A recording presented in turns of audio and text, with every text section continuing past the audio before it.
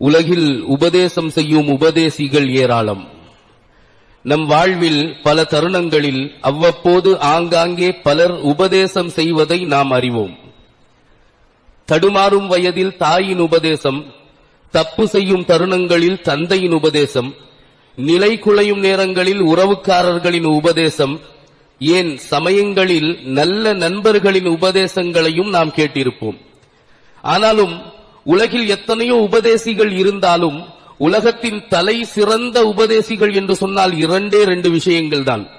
பெருமானார் ஸல்லல்லாஹு அலைஹி வஸல்லம் அவர்கள் சொன்னார்கள், 2 உபதேசிகள், அது உங்களை உபதேசிக்கும் பொழுது நீங்கள் படிப்பினை பெறுங்கள், பாடம் பெறுங்கள். அதில் ஒரு உபதேசி பேசும் உபதேசி, குர்ஆனும் ஹதீஸும். இது நம் வாழ்வின் எல்லா நிலைகளிலும் நமக்கு நல்ல விஷயங்களை சொல்லித் தருகிறது. எப்படி வாழ்ந்து கொண்டிருக்கிறோம், எதை செய்கிறோம், எதை செய்ய வேண்டும் என்று பல உபதேசங்களை இந்த பேசும் உபதேசி குர்ஆனும் ஹதீஸும் நமக்கு அவ்வப்போது பல உபதேசங்களை வழங்குகிறது. இரண்டாவது, பேசும் உபதேசி அல்ல, மௌன உபதேசி. அது பேசாது, ஆனாலும் அது சொல்லும் செய்தி மிக முக்கியமானது. மனிதன் உபதேசம் பெற வேண்டிய செய்தி அது பேசாத மௌன உபதேசி. ஆனாலும் அந்த மௌனத்தில் உனக்கு பாடம் இருக்கிறது. அந்த மௌன உபதேசி யார் தெரியுமா? மரணம் என்று சொன்னார்கள் நபிகள் நாயகம் ஸல்லல்லாஹு அலைஹி வஸல்லம். மரணம் அது ஒரு மௌன உபதேசி. அதை கண்டு அதை பார்த்து படிப்பினை பெறாதவன் எப்பொழுதும் எதை கொண்டும் படிப்பினை பெற மாட்டான். மரணம் ஒரு தலை சிறந்த உபதேசி. மரணம் பேசுவதில்லை, ஆனாலும் அது நம் வீட்டில், நம் பக்கத்து வீட்டில், நமக்கு பழக்கமானவர்களுக்கு, நம் நண்பர்களுக்கு, நம் சொந்தங்களுக்கு வரும் பொழுது அது ஒரு மிகப்பெரிய செய்தியை நமக்கு சொல்கிறது. சொல்லாமல் சொல்கிறது, பேசாமல் பேசுகிறது. இதே நிலைதான் உனக்கும் என்று சொல்கிறது. இதுதான் மிக பெரும் உபதேசம். இந்த மௌன உபதேசி என்னும் மரணத்தின் உபதேசம் கண்டு திருந்தாதவன், வாழ்க்கையை திருத்தாதவன் இனி எதை கொண்டு திருத்தப் போகிறான் என்பதை ஒரு கணம் சிந்திக்க வேண்டும். இந்த மரணம் ஒவ்வொரு தனி மனிதனும் சந்திக்கும் சிறிய கியாமத், ஒட்டுமொத்த ஜனங்களும் சந்திக்கும் ஒரு பெரிய கியாமத் இருக்கிறது. இறுதி நாள், கியாம நாள். ஆதம் அலைஹிஸ்ஸலாம் முதல் கொண்டு உலகின் கடைசி மனிதர் வரை ஒவ்வொருவரும் ஒன்று சேர்ந்து அந்த நாளை சந்திப்பார்கள். அது பெரிய கியாமத். ஆனால் இந்த மவுத் அது சிறிய கியாமத். இது ஒவ்வொருவரும் தனித்தனியே சந்திப்பார்கள். தனித்தனியே இந்த சிறிய கியாமத்தை தன் வாழ்நாட்களின் கடைசி நாளில் சந்திப்பான் மனிதன். சிறிய கியாமத் என்று சொன்னார்கள் பெருமானார் ஸல்லல்லாஹு அலைஹி வஸல்லம் அவர்கள். அந்த சிறிய கியாமத்தின் நாள் வரவிருக்கிறது, ஒவ்வொருவரின் வாழ்விலும் வரவிருக்கிறது. தனித்தனியே நாம் அதை சந்திக்க வேண்டியது இருக்கிறது. அந்த நாளை பயந்து கொள்ளுங்கள் என்று இறைவன் சொல்கிறான். யகாஃபூன யௌமன் ததகல்லபு ஃபீஹில் குலூபு வல் அப்சார். நல்லடியார்கள் அந்த நாளை பயப்படுவார்கள். எந்த நாளை தெரியுமா? கண்களும் இதயங்களும் கதிகலங்கி போகும் அந்த நாள். கண்களும் இதயங்களும் துடிதுடிக்கும் அந்த நாள். மிகப்பெரிய போராட்டமாக அமையும் அந்த நாளை நல்லடியார்கள் அஞ்சி வாழ்வார்கள். அந்த நாளை நினைத்து வாழ்வார்கள். அந்த நாளை பயந்து வாழ்வார்கள் என்று இறைவன் சொல்லித் தருகிறான். யகாஃபூன யௌமன் ததகல்லபு. அந்நாளில் உன்னுடைய இதயத்தின் துடிப்பு மேலோட்டமாக குறிந்தாலும் அது உண்மையான துடிப்பு அதிகரிக்கும். கண்கள் அது விழி பிதுங்கி போகும். அந்த நாள் உன் வாழ்வில் வரவிருக்கும், கட்டாயம் வரவிருக்கும் நாள். அதை பயந்து கொள் என்பதாக இறைவன் திருமறையில் சொல்லித் தருகிறான். அந்த நாளில்தான் படைத்தவனின் பலத்தையும் படைப்பினங்களின் பலகீனத்தையும் நீ புரிவாய். படைத்தவன் யார் என்று அன்னைக்குதான் தெரியும். அன்றைக்கு அவனிடமிருந்து உன்னை காப்பாற்ற யாராலும் முடியாது. படைத்தவனின் பலம் என்னவென்று உனக்கு தெரியும். உன்னை சுற்றி இருக்கும் படைப்பினங்களின் பலகீனம் என்ன என்று உனக்கு தெரியும். யாரும் காப்பாற்ற முடியாது. அத்துணை பேரும் கைவிரிப்பார்கள். பெற்றோர்கள், பிள்ளைகள், சொந்தங்கள், பந்தங்கள், மகா மருத்துவர்கள் அத்துணை பேரும் அந்நாளில் கைவிரிப்பார்கள். அன்றைக்குதான் படைப்புகளின் பலகீனத்தை நீ புரிவாய், படைத்தவனின் பலத்தை நீ தெரிந்து கொள்வாய். அந்த மரணம் அது நிச்சயம் வந்தே தீரும். அதை நீ சுவைத்தாக வேண்டும். கசந்தாலும் இனித்தாலும் புளித்தாலும் அதை சுவைக்க வேண்டிய கட்டாயம் ஒவ்வொருவருக்கும் இருக்கிறது. அந்த மரணம் உன்னுடைய இன்பங்களை முறித்துவிடும், உன் உறவுகளை பிரித்துவிடும், உன்னுடைய ஆசைகளை அறுத்துவிடும். அந்த மரணத்திற்கு எதுவும் தடையல்ல, யாரும் விதிவிலக்கல்ல. மாட மாளிகைகள் எல்லாம் அந்த மரணத்திற்கு தடை இல்லை. மன்னாதி மன்னர்கள் எல்லாம் அந்த மரணத்திற்கு ஒரு பொருட்டே அல்ல. மகா மருத்துவர்கள் கூட அந்த மரணத்திற்கு விதிவிலக்கல்ல. ஏனென்றால் அந்த மரணத்திற்கு யார் முன்னாலும் மண்டியிட்டு பழக்கம் இல்லை. யார் முன்னாலும் மரணம் மண்டியிடாது, அது வந்தே தீரும். இறைவன் சொல்லும் வசனத்தை கேளுங்கள். கம் தரகு மின் ஜன்னாத்தி வ உயூன். எத்தனை மனிதர்கள் எத்தனை சொத்து சுகங்களை விட்டு சென்றார்கள் உனக்கு தெரியுமா? எத்தனை மாளிகைகள், கோபுரங்கள், சொத்து சுகங்கள், அவர்கள் ஆட்சி செய்த ஆட்சி பதவிகள் என்ன, பொறுப்புகள் என்ன? கம் தரகு மின் ஜன்னாத்தி வ உயூன் வ குனூஸி வ மகாமின் கரீம். உயர்ந்த இடங்கள், தலை சிறந்த வைர வைதூரியங்கள் அத்துணையும் விட்டு சென்றான். இந்த உலகில் யாரும் அதை கட்டிப்பிடித்து இறுக்கமாக இருக்க முடியவில்லை. இறைவன் சொல்லும் வார்த்தைகளை கண்டு மரணத்தை மனிதன் நினைவில் கொள்ள வேண்டும். கம் தரகு மின் ஜன்னாத்தி வ உயூன். உலகத்தின் கருத்து வேறுபாடுகள் ஏராளம் மனிதர்களுக்கு மத்தியில்.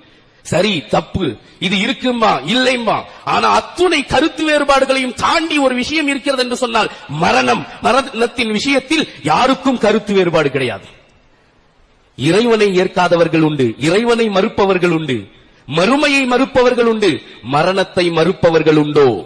மரணத்தை மறுப்பவர்கள் யாரும் இல்லை. அப்படி இருந்தால் அவர்கள் இருக்கப் போவதும் இல்லை. மனிதனின் அத்துணை ஆராய்ச்சிகளும் தோற்று போகும் ஒரே இடம் மரணம். எத்தனை ஆராய்ச்சிகள், அத்துணையிலும் தோல்வி. என்ன இந்த கிருமி ரூஹ் என்ற நாம் சொல்லும் அந்த உயிருக்கு இவன் சொல்லும் பெயர் DNA. இந்த கிருமி எப்படி இதை பூட்டி வைப்பது, எப்படி பாதுகாத்து வைப்பது, இது எப்படி வெளியே போகிறது? அத்துணை ஆராய்ச்சிகளிலும் தோல்வி அடைகிறான் மனிதன், தோல்வி அடைவான். இனி எந்த நாளும் அந்த கிருமியை பூட்டி வைக்கும் ஆற்றல் யாருக்கும் கிடைக்காது. காரணம், இறைவனின் சவால் குர்ஆனில் இருக்கிறது. குல் ஃபத்ரஉ அன் அன்ஃபுசிகுமுல் மௌத் இன் குன்தும் சாதிகீன். நீங்கள் உண்மையாளர்களாக இருந்தால், நீங்கள் சத்தியவான்களாக இருந்தால் உங்களை விட்டு மௌத்தை தடுங்கள் பார்க்கலாம் என்று சவால் விடுகிறான் இறைவன். யாருமே மௌத்தை விட்டும் தன்னை தற்காத்துக் கொள்ள முடியாது. யாருமே அதை விட்டும் யாரையும் பாதுகாக்க முடியாது. உன்னால் முடிந்தால் செய்து பார் என்று சவால் விடும் இறைவன். எனவேதான் இந்த உயிரின் ஆராய்ச்சியில் அத்துணையும் தோற்று போகிறார்கள், தோல்வியே காண்பார்கள். இறைவனின் கைவசம் இருக்கிறது ரூஹ் என்னும் உயிர். இன்னல் மௌத் அல்லதி தஃபிர்ரூன மின்ஹு ஃபஇன்னஹு முலாகீக்கும். நீங்கள் எதை கண்டு விரண்டு ஓடிக்கொண்டிருக்கிறீர்களோ அந்த மரணம் ஒரு நாள் உங்களை சந்திக்கும். இறைவனின் வார்த்தையை கேளுங்கள். நீங்கள் சென்று அதை சந்திக்க வேண்டிய அவசியம் இல்லை, அது வந்து உங்களை சந்திக்கும். அது உங்களை நிச்சயம் ஒரு நாள் சந்திக்கும். அந்த மரணத்தை நீ மறந்து விட முடியாது, மறுத்து விட முடியாது, அதை விட்டும் நீ விரண்டோடி விட முடியாது. உலகத்துல யார் யாரோ எது எதுக்கோ வெயிட்டிங், ஆனா எல்லாத்துக்கும் வெயிட்டிங் யார் தெரியுமா? மரணம். மரணம் அனைவருக்காக வேண்டியும் வெயிட்டிங், காத்திருக்கிறது. ஒவ்வொருவரின் தருணம் வரும் பொழுது அவர் அதை சந்திப்பார். அதை விட்டும் பாதுகாக்க யாராலும் முடியாது. அந்த துணிச்சலோ யாருக்கும் கிடையாது. இறைவன் சவால் விடுகிறான். எனவே கட்டாயம் வரவிருக்கும், அவசியம் நாம் சுவைத்தே தீர வேண்டிய அந்த மரணத்தை வாழ்நாட்களில் நினைவில் கொண்டு வாழ்ந்தாலே நம் வாழ்க்கை சீராகிவிடும். மரணத்தை மறந்ததினால் வந்த விளைவுகள் தான் நம் வாழ்வின் பிரச்சனைகள். அதிக ஆசாபாசங்கள், மோகங்கள், உலகத்தின் மோகம், அத்துணையின் காரணம் மரணத்தை மறந்தோம். மரணம் அவ்வப்போது நினைவில் கொள்ளப்பட வேண்டும். எனவேதான் ஆங்காங்கே அல்லாஹ் சுற்றி சுற்றி மரணத்தை நமக்கு பாடமாக அனுப்புகிறான். என்னோடு படித்தவன், என்னோடு பழகியவன், என்னோடு பேசியவன், மரணப்பலகையில் அவன் பெயர். இன்றைக்கு அவன், நாளைக்கு நான். இந்த படிப்பினை பெறுபவர்கள் எத்தனை பேர்? மரணத்தை மறவாதே. மரணத்தை நினைவில் கொண்டு வாழ்ந்தால் மட்டுமே உன் வாழ்க்கை நிம்மதியாக இருக்கும். வாழ்க்கை மட்டுமல்ல, மறுமையும் நிம்மதியாக இருக்கும். மறுமை நிம்மதிக்கும், உலக நிம்மதிக்கும் மிகப்பெரிய ஒரு காரணியாக மரண சிந்தனையை அல்லாஹ் ஆக்கியிருக்கிறான். மரணத்தை நினைத்து வாழ வேண்டும். யஹ்யா இப்னு முஆத் ரலியல்லாஹு தஆலா அவர்கள் சொல்வார்கள், யார் மரணத்தை, மௌத்தை நினைவில் கொண்டவராக வாழ்கிறாரோ அவருக்கு 3 குணங்களை அல்லாஹ் வழங்குவான். 3 குணங்கள். ஒன்று, அவர் துரிதமா தௌபா செய்வார். தான் செய்த குற்றங்களுக்கு உடனடியா தௌபா செய்யணுங்கிற எண்ணம் அவருக்கு வரும். மரணத்தை நினைவில் வைத்திருந்தால் எப்பொழுது வேண்டுமானாலும் அது வரலாமே என்ற பயத்தில் துரிதமாக தௌபா செய்வார். இந்த குணம் வரும். இரண்டாவது, கொஞ்ச ரிஸ்கை கொண்டு அவன் போதுமாக்கிக் கொள்வான். கொஞ்சம் உணவு, கொஞ்சம் சொத்து சுகம் இருந்தா அல்ஹம்துலில்லாஹ் போதும். அந்த போதுங்கிற நிலைக்கு மனிதன் வந்தாலே அங்கதான் நிம்மதியின் வாசல் திறக்குது. ஆனா அந்த நிலைக்கு வராத வரை நிம்மதியின் வாசல் திறப்பதில்லை. எனவே அல் கனாஅத், போதும் என்ற மனம் மனிதனுக்கு எப்பொழுது வரும்? அவன் மரணத்தின் சிந்தனையில் நினைவில் வாழ்ந்தான் என்றால் போதும் என்ற முடிவுக்கு வருவான். என்ன சம்பாதிச்சு என்ன செய்ய போறோம்? கனாஅத்து பிரிஸ்கின் யசீர். மூன்றாவது, நஷாத்தத்து ஃபில் இபாதத். இபாதத்துகளிலே ஆர்வமும் சுறுசுறுப்பும் வரும். மௌத்துடைய ஞாபகம் வந்தாதான் சுறுசுறுப்பா தொழுவார், சுறுசுறுப்பா குர்ஆன் ஓதுவார், திக்ர் செய்வார், நல்ல அமல்களை செய்வார். மௌத்தின் நினைவு இல்லாததினால் தான் நம் தொழுகை மழுங்கி கிடக்கிறது. வேகம், அதில் சோர்வு, சோம்பல், அத்துணைக்கும் காரணம் சற்று சிந்தித்து பார்க்க வேண்டும். மௌத்தின் சிந்தனை நம்மிடம் இல்லை. நாளை மரணித்த பிறகு என்னோடு இருக்கும் எதுவும் வராது, என் அமல்கள் தானே வரும், அதை அழகாக செய்யலாம் என்ற எண்ணம் எப்பொழுது வரும்? மௌத்தின் சிந்தனை இருந்தால் தான் வரும். எனவேதான் மௌத்தை நினைத்து வாழ்பவர்களுக்கு மூன்றாவதாக இந்த பாக்கியம், இபாதத்துகளில் சுறுசுறுப்பும் ஆர்வமும் அவர்களுக்கு அதிகரிக்கும். அப்துல்லாஹி இப்னு இத்ரீஸ் ரஹ்மத்துல்லாஹி அலைஹி என்ற பெரியார் சக்கராத் நேரத்தில் ரூஹ் கர்கரால இருக்குது, உயிர் பிரியும் தருணம், அவர்களுடைய மகளார் அழுதார்களாம். தந்தையின் மரணம் மகளுக்கு மாபெரும் சுமைதானே, அதை நினைத்து வருந்தி கவலையில் மகள் அழுகும் பொழுது அவர்கள் தன் மகளை அழைத்து சொன்ன செய்தியை நாம் நினைவில் கொள்ள வேண்டும். சொன்னார்களாம், மகளே அழுகாதே, இந்த நாள் வரும் என்று எனக்கு தெரியும். இந்த நாளை எதிர்பார்த்தவனாக, இந்த நாளை நினைவில் கொண்டவனாக, இந்த நாளுக்காக 4000 குர்ஆன் இதே வீட்டில் ஓதி முடிச்சிருக்கேன்னு சொன்னாங்களாம். 4000 குர்ஆன்கள். ஒரு மனுஷனால தான் வாழ்க்கையில 4000 குர்ஆன்கள் ஓதி முடிக்க முடியுமா? சற்று யோசிக்கிறோம். நம்ம ரமலான்ல ஒரு மாசத்துல ஒரு குர்ஆன் முடிக்கிறதுக்கே சில பேர் பாம்பு மாதிரி நெளிகிறான். அப்படியே முடிச்சுட்டா கூட வாழ்நாட்கள்ல எத்தனை குர்ஆன் ஆச்சு? 15 வயசுல இருந்து எல்லா ரமலான்லயும் குர்ஆன் ஓதுறாருன்னு வச்சுக்குவோமே, 40-45 குர்ஆன் தான் முடியும். 45 குர்ஆன் இங்கே, 4000 குர்ஆன்கள் இங்கே. எப்படி அவரால் முடிந்தது? வேறொன்றும் இல்லை, மரணத்தை நினைத்து வாழ்ந்தார். அந்த கடைசி நாளை நினைத்து வாழ்ந்தார். அந்த சிறிய கியாமத்தை நான் சந்திக்கும் நேரம் வரும் என்ற பயத்தில் வாழ்ந்தார். எனவேதான் குர்ஆனுக்கு மேல குர்ஆன் ஓதி ஓதி ஓதி அந்த இறுதி நாளுக்காக, தன்னுடைய மரணத்தின் தருணத்திற்காக அவர் சேர்த்து வைத்தது 4000 குர்ஆன்கள். எனவே மரணத்தின் சிந்தனை நம்முடைய இம்மை மறுமை இரண்டு வாழ்க்கையும் சிறப்பானதாக ஆக்கும். இந்த 3 பொக்கிஷங்கள், நற்குணங்கள் நமக்கு கிடைக்கும் என்பதாக யஹ்யா இப்னு முஆஸ் ரலியல்லாஹு தஆலா அன்ஹு அவர்கள் சொல்வார்கள். அதே சமயம் அந்த கடைசி தருணம் வாழ்நாட்களின் கடைசி நாள், நம்முடைய மூச்சு முடிந்து போகும் நாள். அந்த நாளில் மிகப்பெரிய போராட்டமும் இருக்கிறது. பெருமானார் ஸல்லல்லாஹு அலைஹி வஸல்லம் அவர்கள் சொன்னார்கள், மிகப்பெரிய போராட்டம். அன்றைக்கு ஷைத்தான் முழு மூச்சோடு வருவான். தான் அவருடைய வாழ்க்கையில் செய்த அத்துணை முயற்சிகளுக்கும் வெற்றி காணுவதற்காக வேண்டி வருவான். எப்படியாவது இன்னைக்கு இவரை வழியெடுத்து நம்ம ஜெயித்திரணுங்கிற துடிப்போடு வருவான். பெருமானார் ஸல்லல்லாஹு அலைஹி வஸல்லம் அவர்கள் சொன்னார்கள், இன்ன ஷைத்தான யஅதி அஹதகும் கபல மௌதிஹி, உங்களில் ஒவ்வொருவரிடமும் அவருடைய மரண தருவாயில் ஷைத்தான் வருவான். என்ன சொல்வான்? யகூலு லஹு முத் யஹூதியன் அவ் நஸ்ரானியன், நீ யஹூதியாவோ நஸ்ரானியாவோ மௌத்தா போயிரு, நீ முஸ்லிமாக முஃமினாக மரணிக்க கூடாது. அதுதான் ஷைத்தானுடைய நோக்கம், எண்ணம். அவன் அத்துணை காலம் அவனை வழிகெடுத்ததின் காரணம் அதுதான். எனவே வாழ்நாட்களில் பல நேரங்களில் முயற்சி செய்து வழிகெடுத்த அந்த ஷைத்தான் அந்த கடைசி நேரத்தில் எப்படியாவது நாம வெற்றி பெற்று விட வேண்டும் என்ற எண்ணத்தில் துடிதுடித்து வருவான். அஹ்மத் இப்னு ஹம்பல் ரஹ்மத்துல்லாஹி அலைஹி அவர்கள் சொல்வார்கள், அவர்களுடைய தந்தை ஹம்பல் அவர்கள் சக்கராத்தில் இருந்தார்களாம். அப்போ பக்கத்துல மகன் நிக்கிறார். மகன் நின்று கொண்டு பார்க்கிறார் தந்தை சக்கராத்தில். அவர் கலிமா சொன்னவராக இருக்கிறார். லா இலாஹ இல்லல்லாஹ், லா இலாஹ இல்லல்லாஹ் என்று சொல்லிக் கொண்டே இருக்கிறார் சக்கராத்தில் இருக்கக்கூடிய தந்தை. அந்த கலிமாவோடு இன்னொரு விஷயத்தையும் சொல்கிறார், உனக்கு நான் பதில் சொல்ல முடியாது போ, உனக்கு நான் பதில் சொல்ல முடியாது போ என்று சொல்கிறார். இப்ப மகன் கேட்கிறார் தந்தையிடம், அருமை தந்தையே ஏன் இப்படி சொல்றீங்க, உங்க முன்னாடி யார் நிற்கிறார், என்ன நீங்கள் பார்க்கிறீர்கள் என்று கேட்கும் பொழுது தந்தை சொன்ன வார்த்தை, ஷைத்தான் என் முன்னால் நிற்பதை நான் பார்க்கிறேன். அவன் விரலை கடித்தவனாக நின்று கொண்டிருக்கிறான். ஏன் விரலை கடிக்கிறான்? அவனுக்கு வெற்றியா தோல்வியாங்கிற பயம். அன்னைக்கு இவர் எப்படியாவது ஈமானோட போவாரா அல்லது ஈமானை விட்டுட்டு போவாரா, நான் இத்தனை நாள் கஷ்டப்பட்டதெல்லாம் முயற்சிக்கு வெற்றி கிடைக்குமா அல்லது நான் தோத்துருவேனாங்கிற பயத்தோடு விரலை கடித்துக் கொண்டு எது நடக்குமோ என்ற பயத்தில் நின்று கொண்டு என்னிடத்தில் அல்லாஹ் ஒருவன் இல்லை என்று சொல்லுங்கள் என்று கேள்வி எழுப்பிக் கொண்டிருக்கிறான். அதற்கு தான் நான் பதில் சொன்னேன், உனக்கு பதில் சொல்ல முடியாது போ என்பதாக நான் சொல்லிக் கொண்டிருக்கிறேன் என்றார்கள் ஹம்பல் ரஹ்மத்துல்லாஹி அலைஹி அவர்கள். பெருமானார் ஸல்லல்லாஹு அலைஹி வஸல்லம் அவர்கள் சொன்னார்கள், இது மாதிரி தருணம் ஒவ்வொருவருக்கும் வரும். அது நேரத்தில் ஈமானின் ஒரு முனை ஷைத்தானுடைய கையிலும் இன்னொரு முனை நம்முடைய நாவிலும் இருக்கும். யார் அதை இறுக்கி பிடித்து லா இலாஹ இல்லல்லாஹ் என்று சொல்லிவிட்டாரோ அவர் வெற்றி பெற்று விட்டார். அதோ ஷைத்தான் தன் தலையில் மண்ணை வாரி தூவியனாக தோற்று போய் விரண்டோடுவான். எனவேதான் பெருமானார் ஸல்லல்லாஹு அலைஹி வஸல்லம் அவர்கள் சொன்னார்கள், மன் கான ஆகிரு கலாமிஹி லா இலாஹ இல்லல்லாஹ் தகலல் ஜன்னah, யாருடைய கடைசி வார்த்தை லா இலாஹ இல்லல்லாஹ் இருக்குமோ அவர் சொர்க்கம் சென்று விடுவார். இந்த ஹதீஸ் கேட்கும் போது நமக்கு சாதாரணமா தெரியலாம். கடைசியில லா இலாஹ இல்லல்லாஹ் சொல்லிட்டா போதுமா, தகலல் ஜன்னah சொர்க்கம் போயிடலாம், எந்த பிரச்சனையும் இல்ல என்ற இந்த ஹதீஸ் பார்ப்பதற்கு இலகு. ஆனால் அந்த போராட்டம் மிகப்பெரிய போராட்டம். இப்லீசுக்கு முன்னால் அவன் குழப்பத்தை விளைவிக்கும் பொழுது மிகப்பெரிய சோதனையின் தருணத்தில் அது சொல்ல வேண்டியது சாதாரணமாக சொல்லிவிட முடியாது. அல்லாஹ்வுடைய உதவி இருந்தால் மட்டுமே முடியும். மன் கான ஆகிரு கலாமிஹி லா இலாஹ இல்லல்லாஹ் தகலல் ஜன்னah. எனவே இதில் நினைவில் வைக்க வேண்டும், நம்முடைய மரணத்தை நினைவில் கொண்டவளாக அந்த கடைசி நேர போராட்டத்தில் நாம் என்ன செய்ய போகிறோம் என்பதை நாம் கவனத்தில் வைப்பதோடு, அந்த கடைசி நேர போராட்டத்தில் நம் கண் முன்னால் ஒருவர் சக்கராத்தில் இருக்கும் போது அவருக்கும் நாம இந்த லா இலாஹ இல்லல்லாஹ்வை சொல்லிக் கொடுக்கணும். அதுக்கு பேர் தான் தல்கீன்னு சொல்றாங்க. தல்கீன்னா என்ன? சக்கராத்தில் இருக்கக்கூடிய ஒருத்தர் பக்கத்துல போய் உட்கார்ந்து அவருக்கு சிரமம் தராம, சத்தம் போடாம, பக்கத்தில் அமைதியாக அமர்ந்து மெருதுவாக அவருடைய காதில் விழும் வண்ணம் லா இலாஹ இல்லல்லாஹ்ங்கறத நம்ம சொல்லிக்கிட்டே இருக்கணும். ஏன்னா அவங்களுக்கு அதை நம்ம நினைவு கூறுவது.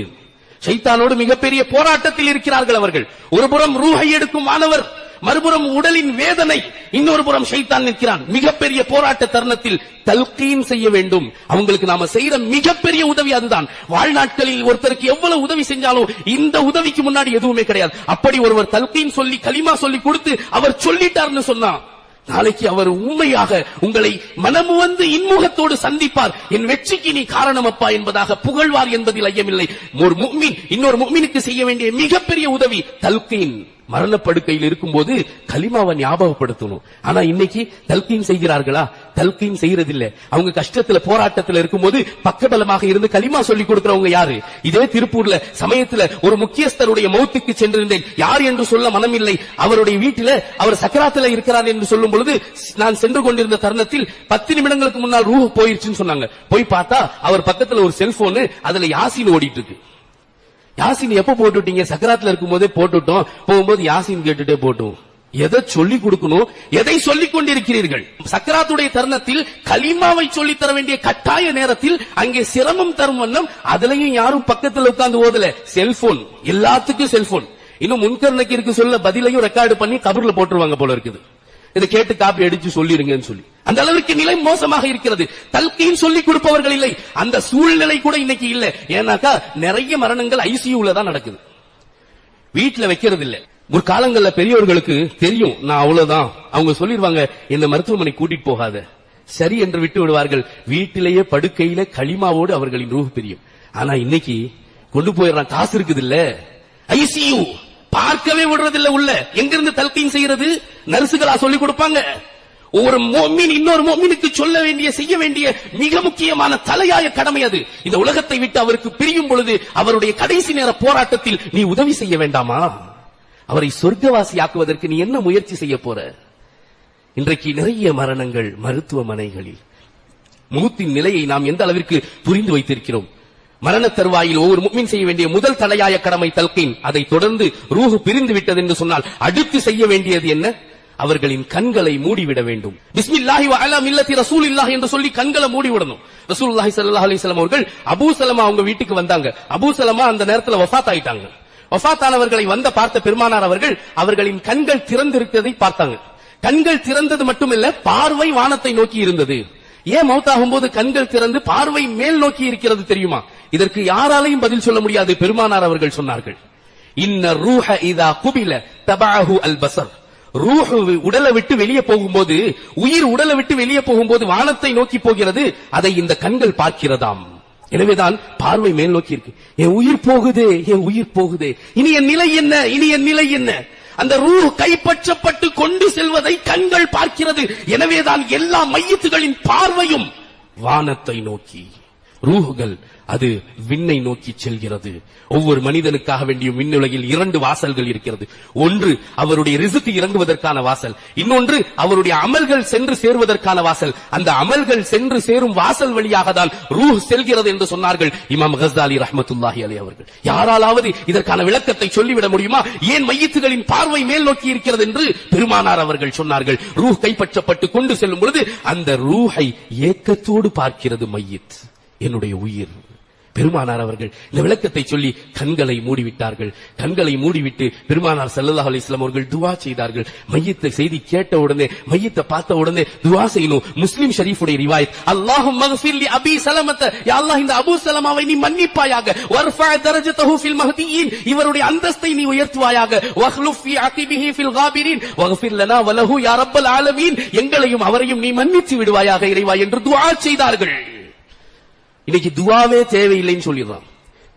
துவாவில் வரம்பு மீறிய ஒரு கூட்டம், துவாவே வேண்டாம் என்ற ஒரு கூட்டம். பெருமானார் அவர்களின் ஹதீசுகளை பாருங்கள்.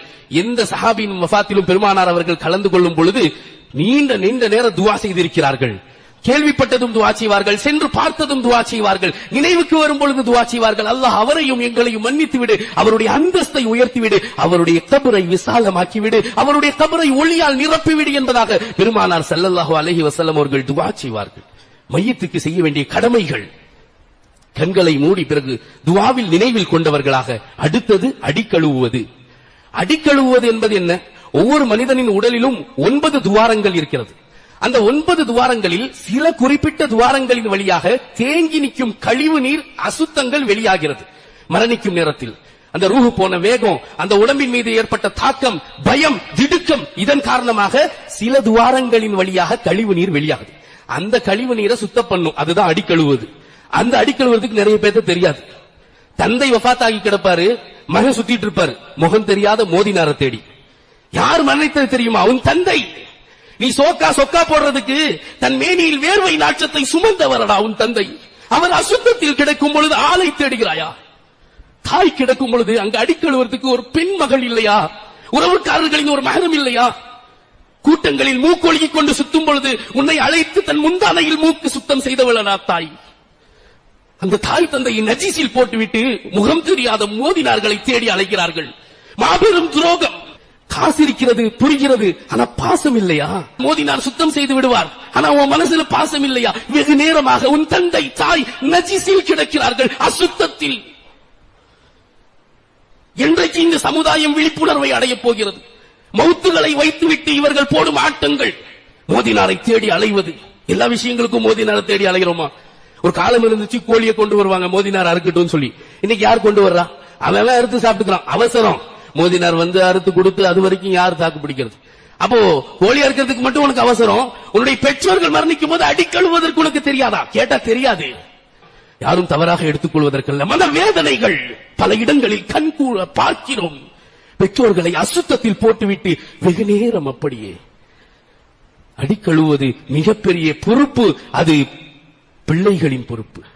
பெண் மையத்தாக இருந்தால் மகளோ சகோதரியோ, ஆண் மையத்தாக இருந்தால் மகன் சகோதரன், குடும்பத்தில் இருக்கக்கூடிய ஆண்கள், இவர்கள் செய்ய வேண்டிய கடமைக்கு ஆளை தேடி சுற்றுவது, அதுவரை அந்த மையத்துகளை நஜீஸில் போட்டு வைப்பது, இது எவ்வளவு பெரிய துரோகம், மிகப்பெரிய அநியாயம் என்பதை நினைவில் கொள்ள வேண்டும். அடிக்கழுவதை தொடர்ந்து பிறகு மையத்தை எப்படி வைக்கிறது?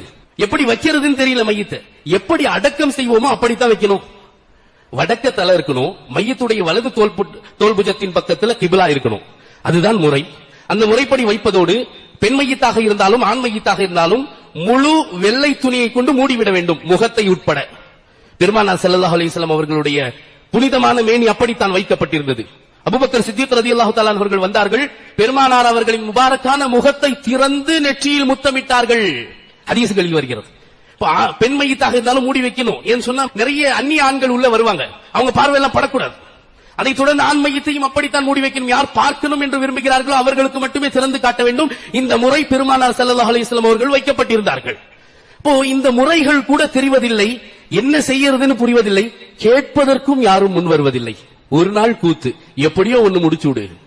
அதை தெரிஞ்சு அவர்களுடைய கடைசி கடமையாச்சு. அந்த கடமையை சரியா செய்வேன்னு சொல்லிதானே உன்னை பெத்தாங்க, வேற என்ன விஷயத்திற்கு? அந்த கடமையாவது என்னுடைய கடைசி கடமை, என் மகன் முன்னின்று சிறப்பாக சரியாக அல்லாஹ் ரசூல் சொன்னதின்படி செய்து முடிப்பான் என்ற எண்ணத்தில் உன்னை பெற்று வளர்த்து ஆளாக்கி கடைசியில் அந்த நாளில் அவர்களை அல்லோலப்படுத்தி எத்தனை பிரச்சனைகள். அதை தொடர்ந்து மையத்தை மூடி வைக்கிறது. அதுக்கு அடுத்தபடியாக கஃன் தஃபனுக்கான வேலையை ஆரம்பிச்சோம். கஃன் இங்க நிறைய பிரச்சனை. இதுக்கும் அதே கதை தான். மோதினார போய் தேடிட்டு போறது. இவருக்கு கிழிக்க தெரியாது, இவருக்கு ஒன்னும் கிழிக்க தெரியாது, கஃன் கிழிக்க தெரியாது. தன் தந்தைக்கு ஒரு ஆடை கிழித்து தரும் தகுதி கூட உனக்கு இல்லையா? இப்ப கஃனை எப்படி கிழிக்கணும் தெரிஞ்சு வைக்கணும். ஏன்னா ஒவ்வொரு பிள்ளைகளும் தன் பெற்றோர்களுக்கு செய்ய வேண்டிய கடைசி கடமையடா, கடைசி கடமை. அதுக்கு ஆள் தேடுவது சரியானதல்ல, மூமின்களுக்கு அது அழகல்ல. கஃன் முறையாக கிழித்து அந்த கஃன் துணியை தயார் செய்து அதை தொடர்ந்து தஃபனுக்கான ஏற்பாடு. இங்க தஃபனுக்கான ஏற்பாடு என்று சொன்னா எவ்வளவு நேரம்? ஒரு கேள்வி வரும். எவ்வளவு நேரத்தில் தஃபன் செய்யணும் மௌத்தாயிருச்சுன்னு சொன்னா? பெருமானார் ஸல்லல்லாஹு அலைஹி வஸல்லம் அவங்க சொன்னாங்க, எவ்வளவு நேரம் ஒரு மையத்தை காக்க வைக்கலாம் தெரியுமா? ஒரு கபர் குழி வெற்ற நேரம் அளவுக்கு தான். ஒரு கபர் குழி வெட்டுறதுக்கு எவ்வளவு நேரம் ஆகும்? 1 மணி நேரம். இறுக்கமான மண்ணா இருந்தா 2 மணி நேரம். அதுலயும் 2 பேர் நோண்டுனாங்கன்னா 3/4 மணி நேரத்துல முடிஞ்சிடும். அவ்வளவு நேரம் தான் மையத்தை காக்க வைக்கிறதுக்கு அனுமதி இருக்கு. ஆனா இன்னைக்கு சமயங்கள்ல ஜமாத்துக்காக காக்க வைக்கிறார்கள், தொழுகையாளிங்க வருவாங்க, மையத்துக்கு மக்ஃபிரத் கிடைக்கும், அதை கூட ஓரளவுக்கு ஏற்றுக்கொள்ளலாம். அதை தாண்டி உறவுக்காரர்களை காரணம் காட்டி மணி நேரங்களாக நாட்களாக மையத்தை காக்க வைப்பவர்கள் ஏராளம். அதுக்குதான் இன்னைக்கு ஃப்ரீசர் வந்துருச்சா இல்லையா, கொண்டாந்து வச்சுட்டு அது பாட்டுல இருக்குது அப்படியே ஃப்ரெஷ்ஷா. மையத்தை நோவினைப்படுத்தும் செயல் அது, மையத்தை தண்டிக்கும் காரியம் அது. மையத்தை பற்றி கிதாபுகளில் வருகிறது, கேளுங்கள். மையத்து பேசுமாம், நமக்கு கேட்பதில்லை. குளிப்பாட்ட வந்தவரிடம் சொல்லுமாம், குளிப்பாட்டுபவரே என் மேனியில் வேகத்தை காட்டாதீர்கள், என் உடம்பெல்லாம் புண்ணாகி இருக்கிறது. அந்த தண்ணி இருக்குதே, நாம ஊத்துற தண்ணி, அது கூட அதிக குளிராகவோ அதிக சூடாகவோ இருக்கக்கூடாது என்று மையத்து புலம்புகிறதாம். அப்பேற்பட்ட அந்த மையத்தை கொண்டு போய் வச்சிருக்க ஐஸ் பாக்ஸ்ல ரொம்ப நேரம். பெருமானார் ஸல்லல்லாஹு அலைஹி வஸல்லம் அவர்கள் சொன்னார்கள், சத்தம் போடுவதே மையத்துக்கு தொல்லை தருகிறது என்று சொன்னார்கள். அது கேட்கிறது, அது பார்க்கிறது, நீ உணர மாட்டாய். அப்படி இருக்கும்போது அந்த குளிர், மருத்துவ ரீதியா கூட சொல்லப்படுது, ஒரு மனுஷன் மௌத்தாயிட்ட உடனே, மரணம் அடைந்த உடனே அவருடைய எல்லா உறுப்புகளும் செயலிழப்பதில்லை. இதய துடிப்பு நின்று விடுகிறது. ஆனால் சில உறுப்புகள் சில மணி நேரங்கள் வேலை செய்கிறது. அதில் அதிகம் வேலை செய்வது மூளைதான். ரொம்ப நேரத்துக்கு மூளை சாவாதமா. மூளை சாவுவதுதான் உண்மையான முழு மரணம், டெத் பிரெயின். அப்போ அந்த மூளை சாவாத போது என்ன நடக்குது? இந்த மூளை தான் நம்முடைய வலியை நமக்கு உணர்த்துகிறது. ஒரு கொசு கடிச்சா இந்த இடத்துல கொசு கடிக்குதுன்னு சொல்றது யார்? இந்த மூளை. இந்த மூளை அந்த மையத்துக்கு சாவல, பல மணி நேரங்கள் ஆகும், ஏன் நாட்கள் கூட ஆகும். அப்படி இருக்கும்போது அந்த மையத்து வலியை கஷ்டத்தை உணருமா இல்லையா? அந்த மையத்தை கொண்டு போய் ஐஸ் பாக்ஸ்ல கொண்டு போய் வச்சிடறோம். அதுலயும் அந்த ஃப்ரீசர் கொண்டு வர்றவங்க சொல்றாங்க, குளிப்பாட்டுறதுக்கு 2 மணி நேரத்துக்கு முன்னாடி ஆஃப் பண்ணிரு. ஏன்னு சொன்னா விரைச்சிரும். அப்படி ஆஃப் பண்ணாம எடுத்தா பாடி உடைஞ்சிரும், துண்டு துண்டாயிரும். அந்த அளவிற்கு இறுக்கமான குளிர். கொஞ்ச நேரம் கை வச்சு பாரு, தெரியும் எப்படி இருக்குதுன்னு சொல்லி. அந்த மையத்தை முழுமையாக அந்த குளிரில் வைப்பது மிகப்பெரிய தண்டனை. மையத்தை நோவினைப்படுத்துகிறோம். உலகத்துல ஒரு தண்டனை இருக்குது, கைதிகளிடம் துப்பு துளக்குவதற்காக ஐஸ் மேல படுக்க வைப்பான். ஏன் ஐஸ் மேல படுக்க வச்சா ரொம்ப இதமா இருக்குமோ, சுகமா? அது வேதனை. எனவே அவன் தன்னுடைய உண்மைகளை உளறி விடுவான். அப்பேற்பட்ட தண்டனையை இன்றைக்கு மையத்துகளுக்கு தருகிறார்கள். தன் தந்தைக்கு தருகிறான், தன் தாய்க்கு தருகிறான். அதுல சில பேர் ஆன் பண்ணலன்னா கூட வாங்கி வச்சுக்கிறது. அதுல வச்சா மையத்தை வச்சா ஒரு கௌரவம், ஒரு பெருமை. நம்மள வேலை செய்யறவங்க எல்லாம் வருவாங்க, எல்லாம் பெரிய பெரிய ஆளுங்க, அப்படியே வச்சா நல்லா இருக்காது. மையத்தை காட்டி அவரு தன்னுடைய கௌரவத்தை சம்பாதிக்கிறார். இப்படியாக சிலர், அத்தனையும் நாம் பார்த்ததுதான், இதில் மாற்றம் இல்லை. ஆன் பண்ணாம ஒரு இடத்துல வச்சிருந்தாங்க, கேட்டா இல்லைங்க இதுல வச்சா கொஞ்சம் ஷோவா இருக்கும். அல்லாஹு அக்பர், எவ்வளவு பெரிய அறியாமை இது. சமீபத்தில் கேரளாவில் நடந்த ஒரு செய்தியை சொல்கிறேன், கேளுங்கள். ஏறக்குறைய 15 வருடங்களுக்கு முன்னால ஒருவர் வஃபாத் ஆகிறார். அவருடைய மகன் மேலை நாட்டில் வேலை செய்து கொண்டிருக்கிறார். அவரை வரும்படி செய்தியை சொல்லும் பொழுது அவர் சொன்ன வார்த்தை, நீங்க ஜமாத் என்ன முடிவு செஞ்சிருக்கீங்க, எப்போ அடக்கம்? இல்லப்பா, உங்க அத்தாவுடைய உடல் தாங்காது, அதனால இந்த வக்தில நாங்க அடக்கிறோம். அப்ப மகன் சொன்ன வார்த்தை, தாராளமா அந்த வக்திலேயே அடக்கிறீங்க, அதுக்குள்ள நான் வந்துருவேன். அப்படி நான் வரலன்னு சொன்னா எனக்காக காக்க வைக்காதீர்கள், அடக்கிறீங்க. சரி, வந்துருவாருங்கிற நம்பிக்கையில எல்லா விஷயத்திற்கும் ஆயத்தமாகி விட்டார்கள். கடைசியில நேரம் ஆயிருச்சு, ஆனா மகன் வரல. ரொம்ப நேரம் ஆயிருச்சு. மகனுக்கு தொலைபேசியில் தொடர்பு கொள்ளும் பொழுது, இதோ விமான நிலையம் வந்துட்டேன், ஆனா நேரம் ஆயிடுச்சு, நீங்க அடக்கிருங்க. அப்போ அவங்க சொல்லியிருக்காங்க, ஏப்பா விமான நிலையத்தில் நீங்க 1 மணி நேரத்துல வந்துடலாம், 1 மணி நேரம் நாங்க வச்சிருக்கோம் வான்னு சொல்லும் பொழுது அந்த மகன் சொன்ன வார்த்தை, என் தந்தைக்கு 1 மணி நேரம் கூட சிரமத்தை தருவதற்கு நான் ஆளாக மாட்டேன், அந்த சிரமம் வேண்டாம், கொண்டு போய் அடக்கிறீங்க, கொண்டு போய் அடக்கிறீங்க. அவர் கட்டாயப்படுத்தியதின் காரணமாக கொண்டு போய் அடக்கிட்டாங்க. ஆனாலும் அந்த மகனுக்கு வாழ்நாட்கள்ல ஒரு ஏக்கம் இருந்துச்சு, தன்னுடைய தந்தையின் கடைசி தருணத்தில் அந்த தீதாரை பார்க்க முடியலையே என்ற கவலை. அந்த கவலையோடு வாழ்ந்து கொண்டிருந்த அந்த மகன் ஒரு நாள் கபரஸ்தான் பக்கத்தில் இருக்கக்கூடிய பள்ளிவாசலுக்கு பொறுப்புதாரியா வர்றார். அப்ப பள்ளிவாசலை இடிச்சு சரியாக விஸ்தீர்ணம் பண்ணி கட்டலான்னு முடிவு செய்யும் போது சில பொருட்களை கொண்டு போய் கபருக்கு பக்கத்துல போட்டுட்டாங்க. ஏன் இந்த கபருக்கு பக்கத்துல போட்டீங்க, இதெல்லாம் எடுங்கன்னு சொல்லி மகனே சென்று அந்த கபரில் பக்கத்தில் இருக்கக்கூடிய கல் ஜல்லி போன்றதை எடுக்கும் பொழுது அந்த கபர் திறந்து விடுகிறது, உள்வாங்குகிறது. பார்த்தா தன்னுடைய தந்தை எந்த நிலையில் அடக்கம் செய்தார்களோ அதே நிலையில் மகன் பார்த்தான். தன் மகனை ஈமான்தாரியாக பெற்றெடுத்ததற்கு இறைவன் தந்த பரிசு அது. உனக்கு அதுதானே கவலை, எனக்காக விட்டுக் கொடுத்தாய் அல்லவா, உனக்காக உன் தந்தையின் முகத்தை நான் பாதுகாத்து வைப்பேன், உன் பார்வை படும் வரை அதில் தூசி கூட பட நான் விடமாட்டேன் என்று அப்படியே வைத்திருந்தான். சமீபத்தில் கேரளா காசர்கோட்டினுடைய ஹைலைட் செய்தி இது. பார்த்துவிட்டு வந்தார். 15 வருடங்களுக்கு முன்னால் அடக்கம் செய்யப்பட்ட தன் தந்தையின் முகம். ஏக்கம் தீர்ந்தது. அல்லாஹ்வை அஞ்சி அல்லாஹ் ரசூலுடைய சொல்லை ஏற்றுக்கொண்டதற்கு இறைவன் தந்த மாபெரும் பரிசு அது. அல்லாஹ் ரசூலுக்காக வேண்டி அல்லாஹ் ரசூலுடைய வார்த்தைகளை கேட்க வேண்டும். தன் தந்தை தன் தாயை காக்க வைப்பது, நோகடிப்பது, இது மிகப்பெரிய குற்றம், துரோகம். தீதாரை விட மிக முக்கியமானது துஆ. துஆ செய்யுங்கள். தீதாரினால் எந்த பிரயோஜனமும் இல்லை. துஆ செய்ய வேண்டும். துஆவில் அதிகம் நினைவில் கொள்ள வேண்டும். தீதாருக்காக வேண்டி ரொம்ப நேரம் காக்க வைப்பாரு, பார்த்த உடனே முடிச்சிட்டு போயிருவாரு. ஒரு துஆ இல்ல. எப்ப நினைவுக்கு வரும்போது கூட ஒரு துஆ இல்ல. இது மாதிரியான நிலைகள் இன்றைக்கு அதிகம் அரங்கேறுவதை நாம் பார்க்கிறோம். அதே சமயம் மையத்துடைய விஷயங்களில் மிக முக்கியமான ஒரு செய்தி, எங்கு வஃபாத்தானாங்களோ அங்கேயே பொது கபரஸ்தான்ல அடக்கம் பண்ணணும். அதை தூக்கிட்டு சுத்துறது, அந்த ஊருக்கு போற, அங்க எங்க அத்தாவோட அண்ணன் இருக்கிறாரு, தம்பி இருக்கிறாரு, அவர்கிட்ட கொண்டு போய் பக்கத்துல போட்டுட்டு அவர் பாத்துக்குவாரு. இப்படியாக சில செய்திகள். பெருமானார் ஸல்லல்லாஹு அலைஹி வஸல்லம் அவர்கள் சொன்னார்கள், ஒரு முஃமின் எங்கே மரணிக்கிறாரோ அங்கே இருக்கும் பொது கபரஸ்தானிலேயே அவர் அடக்கம் செய்யப்பட வேண்டும். அதுதான் சரியான வழிமுறை. உலகத்திலேயே சிறந்த கபரஸ்தான் மதீனால இருக்கிற ஜன்னத்துல் பக்கி தான். அதை விடவா உங்க ஊர் கபரஸ்தான் சிறந்ததா இருக்க போகுது? அங்கேயே பெருமானார் ஸல்லல்லாஹு அலைஹி வஸல்லம் அவங்க உஹது போர்க்களத்தில் ஷஹீதானவங்களை கொண்டு வரல, உஹது போர்க்களத்திலேயே அடக்கம் பண்ணிட்டாங்க. சய்யிது ஷுஹதா ஹம்ஸா ரலியல்லாஹு தஆலா அவர்கள், அவர்களை கூட உஹதுலயே அடக்கம் பண்ணிட்டாங்க. ஜன்னத்துல் பக்கி கொண்டு வரலையே. ஜன்னத்துல் பக்கியை விட உங்க ஊர் கபரஸ்தான் ரொம்ப சிறப்பான கபரஸ்தான். போன உடனே சொர்க்கத்தோட கதவு திறந்துடும். அல்லாஹ் காப்பாற்ற வேண்டும். இது விஷயங்களை நினைவில் கொள்ள வேண்டும். மவுத், அதில் பாடம் பெற வேண்டிய நாம் இன்றைக்கு வேடிக்கையாக பல விஷயங்களை, அனாச்சாரங்களை உள்நுழைத்து பல குழப்பங்களை ஏற்படுத்திக் கொண்டிருக்கிறோம். மரணம் அது மௌன உபதேசி. அதை கொண்டு நீ பாடம் பெறு. யார் மரணித்தார்களோ அவர்களுக்கு செய்ய வேண்டிய கடமைகளை சரியாக செய். அதுதான் உண்மை முஃமினுடைய அடையாளம். இதில் யார் குறை வைப்பாரோ அவர் அல்லாஹ் ரசூலுடைய சொற்களுக்கு மாறு செய்துவிட்டார் என்பதில் எந்த விதமான ஐயமும் இல்லை. எல்லாம் வல்ல இறைவன் எல்லா நாளிலும் மரணத்தை நினைத்து வாழக்கூடியவர்களாக, மரணித்தவர்களுக்கு செய்ய வேண்டிய கடமைகளை சரியாக துரிதமாக செய்யக்கூடியவர்களாக நம் எல்லோரையும் ஆக்கியருள் புரிவானாக. வாஹிர் தாவானா அல்ஹம்துலில்லாஹி ரப்பில் ஆலமீன். அஸ்ஸலாமு அலைக்கும் வரஹ்மத்துல்லாஹி வபரகாத்துஹு.